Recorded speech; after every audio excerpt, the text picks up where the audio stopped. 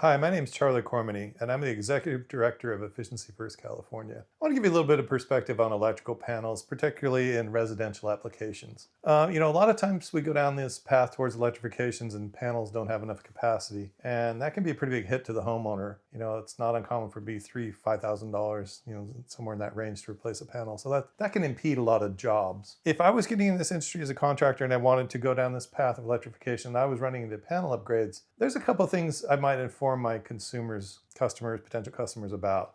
One is that there are a tremendous amount of panels in California that are actually quite dangerous. If you got one of these earlier panels and there's Zinsco, Federal Pacific, the stay blocks, these panels have been known to cause fires for years, and it's a health and safety concern. So I've convinced a lot of people in part of their residential electrification projects to upgrade their panels, because not only do you get more capacity and a modern system, but you're really taking care of that homeowner, providing a health and safety improvement that most people may not be aware of. I will tell you the insurance company is aware of it. I recently had to upgrade my own panel, which I've been wanting to do anyway. But the motivating factor was my insurance company came to me and said, you've got an older panel, it's a Federal Pacific panel, these are a known fire hazard. If you don't replace that panel, we're going to cancel your insurance. That was a motivating factor for me that really pushed me over the edge to replace my panel. And now I've gone through that process, and I've got, much more space for breakers. I've got a new panel. It's safer. It makes all the electrification process easier. So you might, think that this is a barrier. It can definitely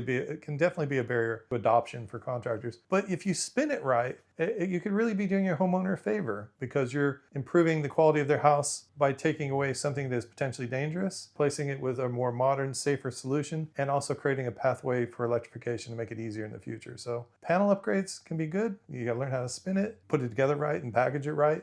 It can actually be a positive solution.